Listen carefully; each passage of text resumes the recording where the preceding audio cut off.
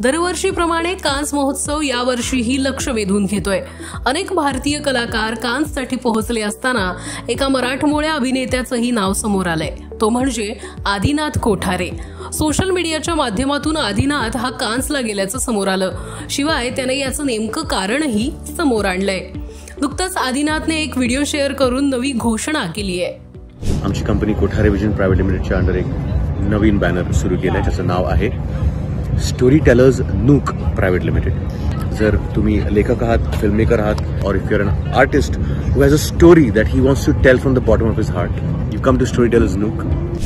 Kothare visions private limited अजून एका बॅनरला launch करण्याबद्दलची ही घोषणा त्याने केली आहे। स्टोरी टेलर्स नूक्स असे या कंपनीचं नाव असून यातून नव्याने निर्मिती क्षेत्रात उतरू पाहणाऱ्या आणि कहाणी सादर करणाऱ्यांसाठी पाठबळ मिळणार आहे।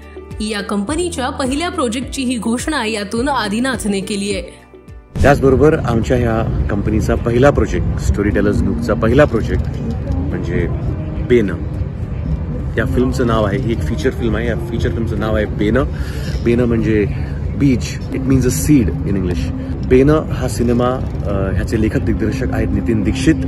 हा सिनेमा नितीन प्रोड्यूस देखील करतोय आमच्यासोबत। आणि याच बेनं या फीचर फिल्मसाठी आदिनाथ कान्स महोत्सवात सहभागी झालाय। नेमकं काय आहे या चित्रपटाविषयीचं कारण तेही त्याने सांगितलंय। हा सिनेमा बेनं हा NFDC म्हणजे इंडियन गव्हर्नमेंटचं national film development corporation, NFDC has selected Bena for the international co production market in Cannes. आणि कॅन्स इथे हा सिनेमा इंटरनॅशनल प्रोड्युसर्सना प्रेझेंट केला जाईल आणि तिथे आम्ही त्यांच्यासोबत मीटिंग्स करू। आणि international producers who are interested in investing और collaborating with Indian film makers, जर त्यांना हा विषय आमचा आवडला, they would want to invest in it, they would want to collaborate on it, they would want to be a part of it. Kothare विजन्सच्या नव्या कंपनीची फीचर फिल्म बेनची NFDCने कान्समध्ये इंटरनॅशनल मार्केटसाठी निवड केली आहे।